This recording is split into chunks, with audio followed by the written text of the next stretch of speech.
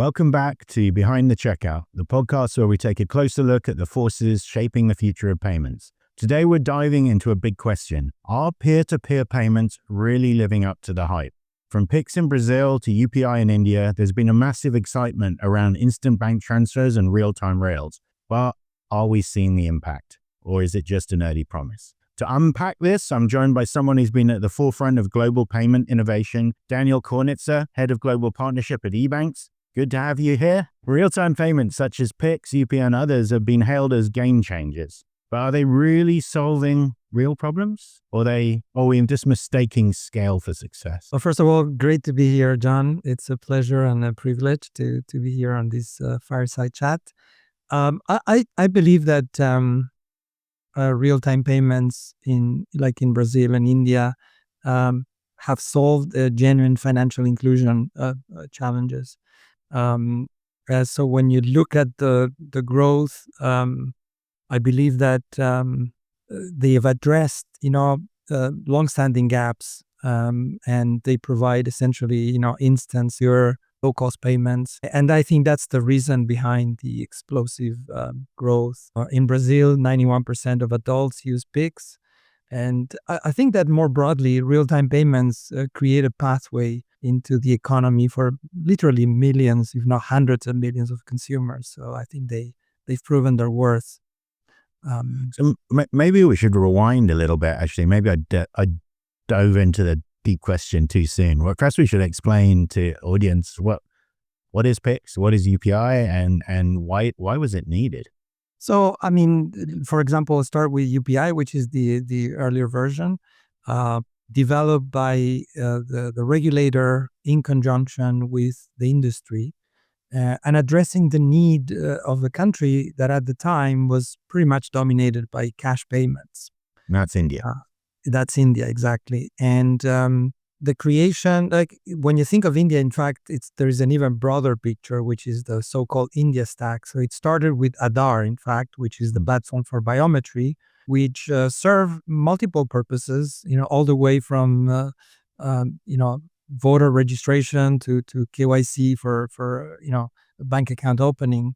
But the establishment of a broad system for biometry for 1.4 billion people, and then you couple that with a product like UPI that essentially, as we said, was developed in conjunction between the regulator and the industry, that provides real-time payments, super low cost, secure, push and pull, ubiquitously available.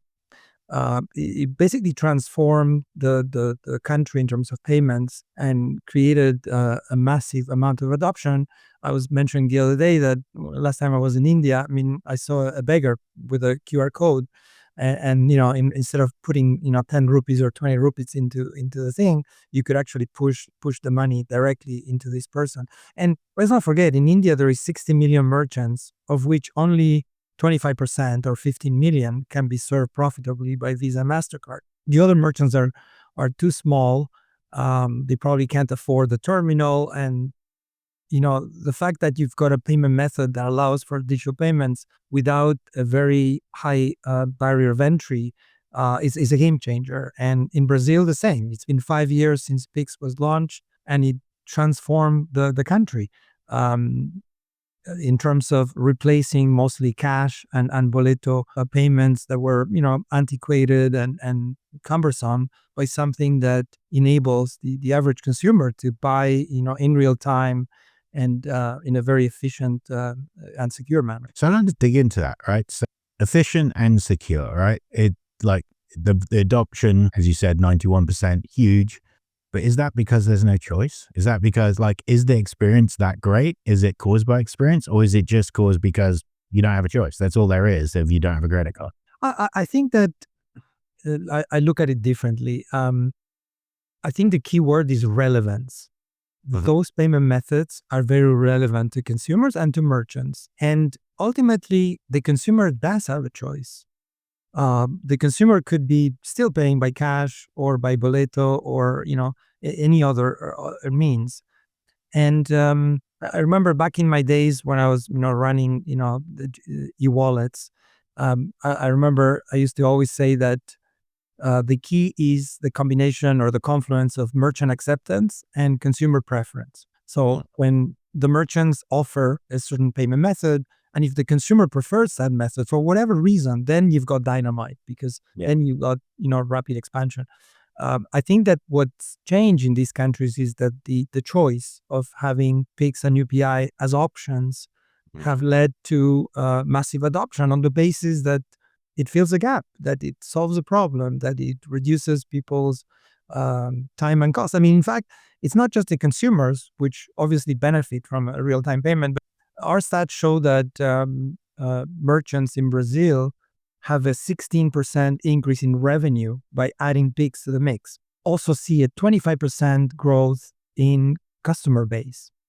At the end of the day, the fact is, it's not a zero-sum equation. Cards and local payment methods coexist and actually almost feed into each other, creating more innovation. Like in Brazil, for example, Pix is scheduled or forecasted to grow by 35% in the next 2-3 years. But cards are also, expected to grow by 21%. So both are growing. We have a combination of two things. You've got countries where the middle class is growing, where the disposable income is growing, coupled with a transfer from physical to digital. And the two combined create, a perfect storm, or, a perfect environment for growth, because you've got two things compounding, and that's why you see such tremendous CAGRs. So that's Brazil, that's India, and I think the rest of the world looks a little bit jealously on the systems that have been built there.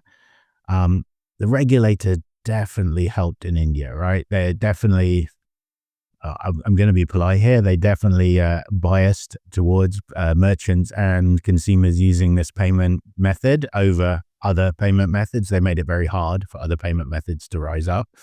But the regulators, particularly relatively recently in the European Union, the commissioner that said, we want a Pix UPI for Europe, mainly as a defensive. I think the concern there is Visa, MasterCard, Amex, they're all American companies. I said PayPal in there.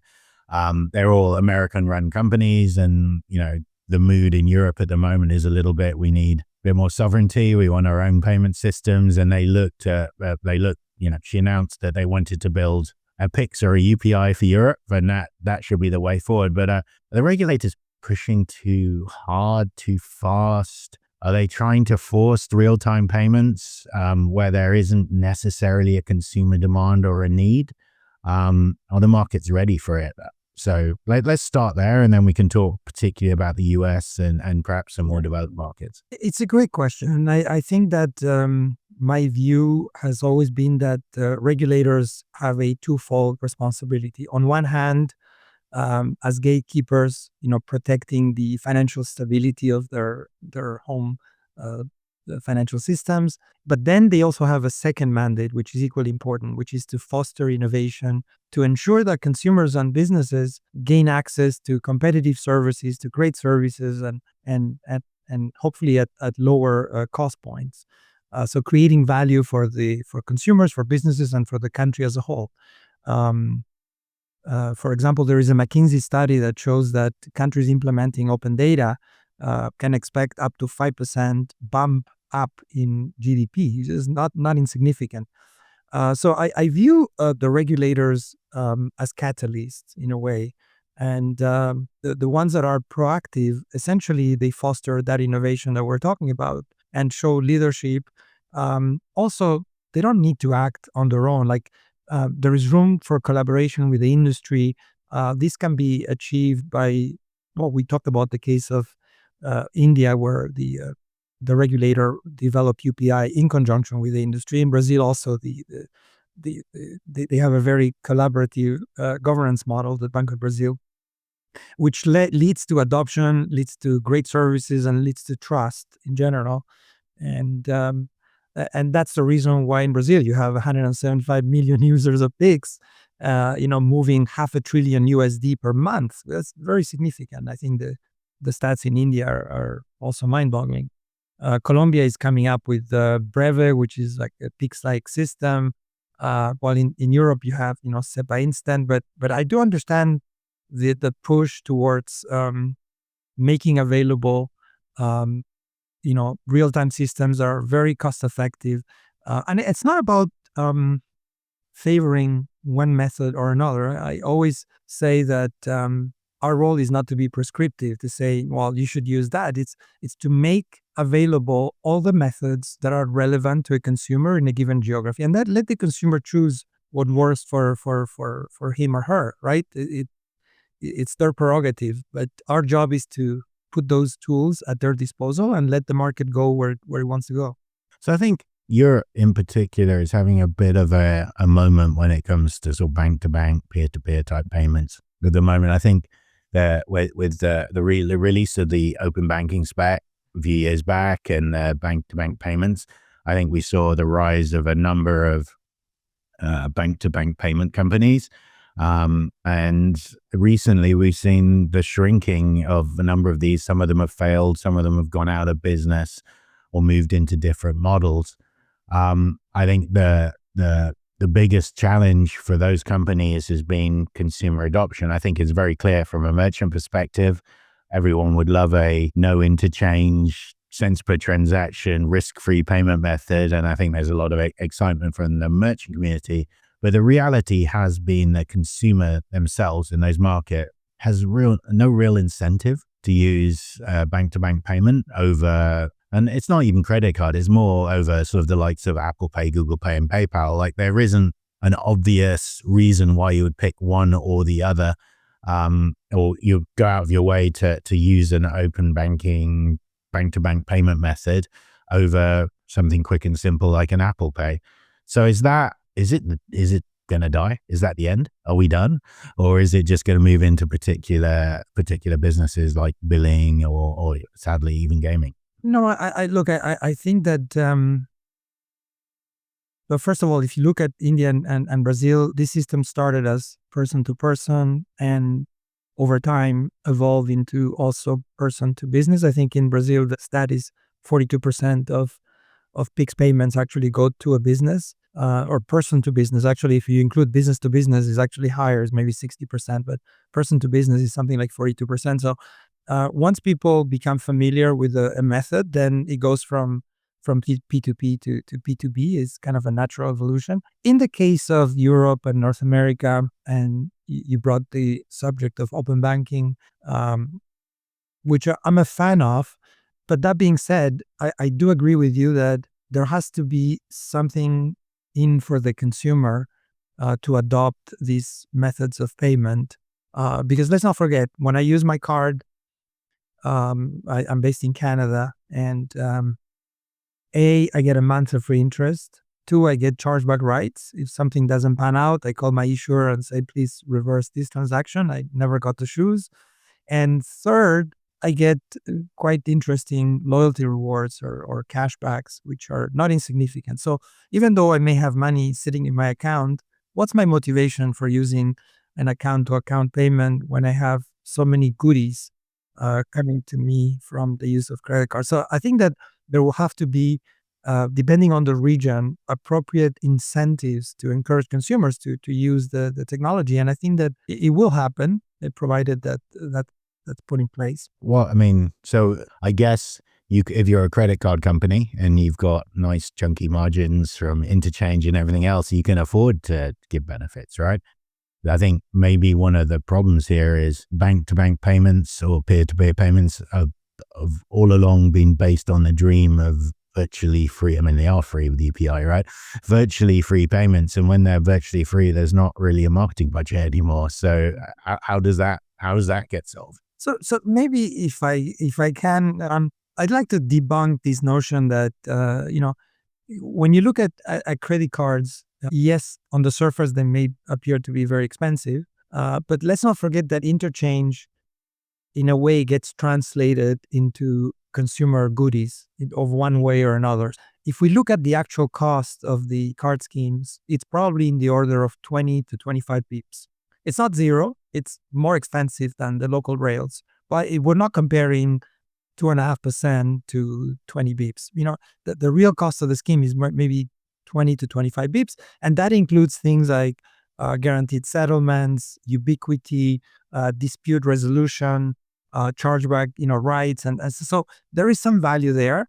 There is actually significant value there. So I think the comparison has to be apples to apples, and ultimately, I love an environment where the consumer has a choice and can pay with a credit card, a debit card, an e-wallet, account to account. There's nothing wrong with that because people may have their reasons why they prefer one payment method. In some cases, with a credit card, they obviously gain access to credit, or they may even try, BNPL. In other cases, if they have the money sitting on their account, they can use, account to account. So I'm a firm believer in choice, in consumer choice. Mm-hmm. I think, European experience so far, and this could change, has been consumer isn't necessarily choosing this as the way they want to buy goods and services. They're using this as the way to do large payments they don't perhaps want on credit, like a bill payment, or unfortunately in some cases payments they don't want appearing on their credit card statements. So there is that side of it. But let's talk about the MRC survey this year, the risk and fraud survey that they sent out, had bank-to-bank payments as the number 2 most across most of the world, actually, as the number 2 area of fraud and risk that merchants were most worried about. So let's talk about fraud and risk, right? The chargeback-free bank-to-bank payment notion that I think people look at is not necessarily true, right? So I think, how do we get over that? The UK is reacting. The UK has reacted and is trying to put some of that responsibility back on the banks. But it's not really. I mean, the fraudsters are going nowhere. They will find a way, right? So how real is that? What is the risk in fraud, and is that a major part of getting this adopted quicker, getting that resolved from a merchant perspective? Yeah, well, I mean, for those of us that have been in payments for a long time, I used to say that there is more types of fraud than flavors of ice cream in an ice cream parlor, and we all have scars from all the types of fraud that we've seen in our fintech lives. No payment method is immune to fraud. That's a reality. That being said, if I take the example of Pix, I think that it's one of the most safe and reliable payment methods in the world. I think that some areas of fraud, like social engineering, are very hard to combat because someone may convince an unsuspecting consumer into I don't know, if you're in the States, writing a check to a fraudster or sharing their password. It's so hard to counter those type of fraud attempts. But I do believe that these methods, especially the push methods, where the consumer has to log in or provide their credentials and then push the funds, and to be secure. But it's an arms race, and it's something that never ends. We build taller walls, and they build taller ladders to climb over them. So it will never stop. And I think the issue is that we're not just dealing with hackers, in their basement trying to impress their friends. We're dealing with rogue nations, organized crime, groups like Anonymous. So there's a variety of threats, which, by the way, have the means to use, the same technologies the good guys use, AI and all of that. So I don't expect this to be over. It's just a cat and mouse game, which we have to always be vigilant and use. Of course, at EBANX we use machine learning and AI, as well as anti-fraud signals that are local to curtail this issue. Yeah. Look, in early days of PayPal, it nearly killed PayPal, right? We were there. We had a weekend to fix it, or there would be no PayPal today. So it's generally that, like, the fraudsters will find the easiest route to steal the money, right? And if the easiest route is one versus the other, that's the way they will go. And I think overall, at the moment, it's a little, in my head, it's a little bit undecided, because it kind of the industry thing is there's no chargebacks because there's no, and there's no chargebacks because there's no chargeback mechanism, right? So as a consumer, if you send money to someone, it's kind of assumed that's your own stupid fault. You shouldn't have sent it. And that is the same as cash, sort of the same as checks. There is, a few days you can probably get a check cut off, etc. But it's perhaps not perhaps that's one reason that consumers are looking at going, hang on a second, or perhaps they just don't even understand right now. Absolutely, and you see that, for example, in the progression or the market penetration of RTP and FedNow in the U.S., where the 5,000 plus U.S. banks, especially the smaller ones that are used to having 48 business hours to turn down a check, to return it NSF, or just refuse to honor the check for a variety of reasons. Now, in the real-time scenario, they have seconds to make a decision. And many of the smaller ones don't feel they're capable of doing that in a safe way. And that's kind of slowing down adoption because of that fear. The big ones, of course, the big banks have the means and the strong tools, processes, and people to manage that component. But it's definitely slowing adoption in the US. So I've always liked to sort of try and predict the future in this podcast a little bit, but do you see, like, whether it's RTP or FedNow becoming a consumer payment option at checkout on retail, or are we way past that? I mean, 95% of US people in the US live on their credit limit, right? They're one paycheck away from it, and they're in debt. Everyone's in debt in the US. Mm-hmm. Do you see them switching to this, or? I do believe that. But think about this. ACH was built 60 years ago. It's great. As a former member of the Natural Risk Management Task Force, I love ACH. But time has come for it to kind of evolve to RTP and FedNow. So I do believe that those systems will eventually take over because, especially on the money out is an obvious choice, because if you're an insurance company paying claims, if you're a title company, if you're doing remittances or any environment where you're doing payouts, well, that capability is by and large available today. And I think the one that has to move forward is the money in. And with things like request for payment, it will be easier for a consumer to essentially pay in real time, which, let's say that you're trying to pay a bill that comes due today. Well, you don't want to get the penalty for paying over the date. So if that payment can be sent via real time as opposed to via an e-check or an ACH credit, which can take 2-3 business days to land, then you make sure that payment actually happens on time and that you're not penalized for going over the maturity or the deadline on that payment. So I do believe that it removes the risk of NSF, because if that payment is pushed from the consumer, it cannot be turned down for reason of no funds. So I do believe that eventually that's going to essentially replace ACH, within a...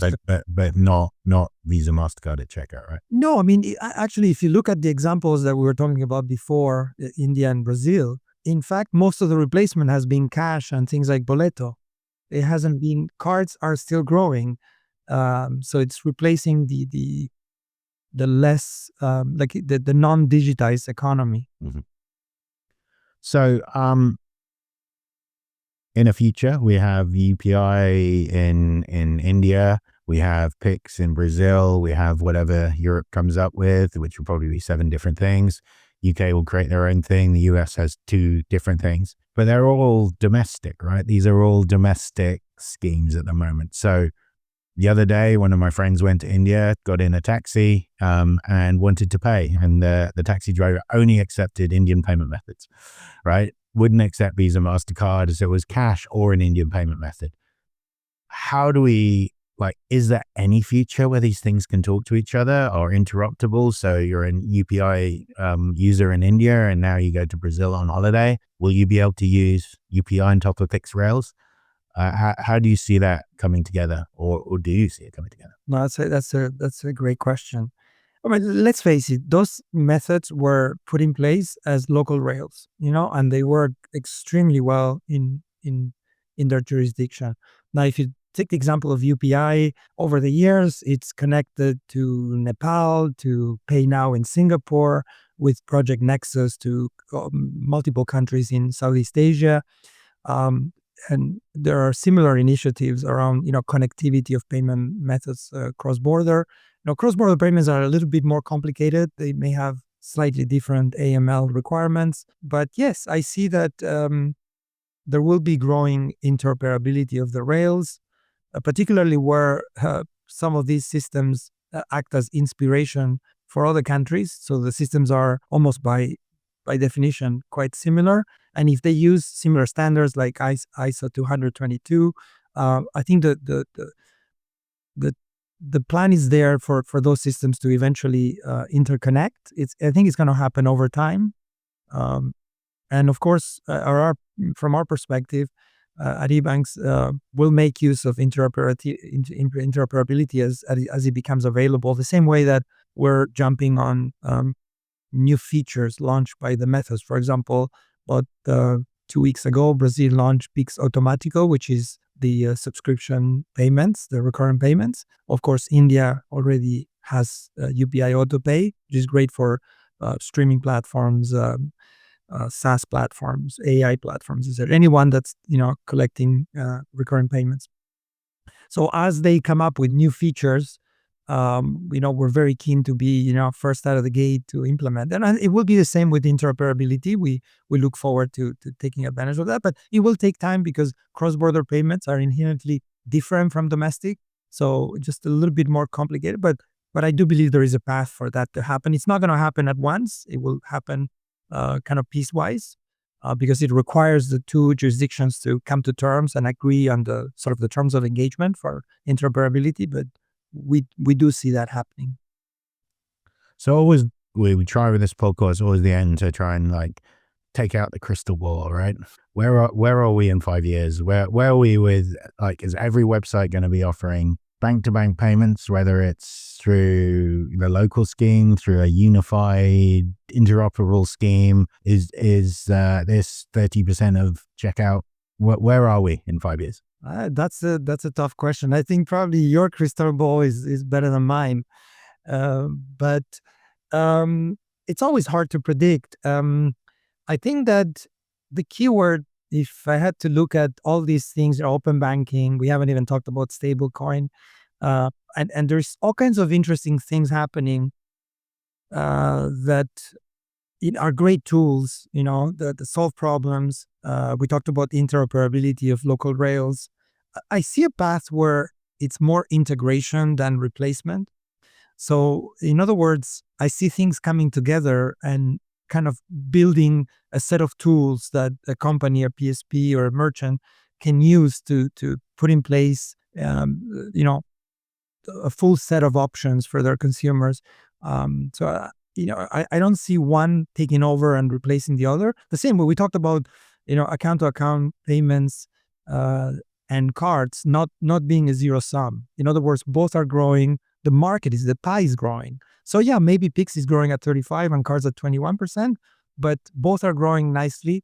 And I see perhaps the same happening where you have a confluence of different technologies. Maybe stable coins are better suited for cross-border because there is more complexity there. Whereas I don't see Pix and UPI being replaced because they do the job in a magnificent way. They have scale, they have super low cost. So why fix a problem that's not actually a problem? So, I guess my prediction is integration as opposed to replacement between all these, between this confluence of technologies coming together. But there's only a certain amount of cake, right? We're not going to make a bigger cake. So I guess we'll see. But the cake is growing because we talked about the confluence of, in emerging markets in the next 9 years, there is going to be 700 million more consumers. 700 million. And you have the transfer or the tailwinds from physical going into digital. So the pie is going to be significantly bigger. So you're right, at the end, it all adds up to the total, but that total is growing massively. So I think there is room for different things to grow in an environment where the entire industry is experiencing rapid growth. Well, really, really appreciate your time today, Daniel. Thank you for coming on. Thanks for sharing your expertise. As per usual, if any questions come through, we'll definitely ask them to you and see if we can get some answers out. But once again, thank you very much for being here. Thank you, John. It's been a pleasure. Cheers.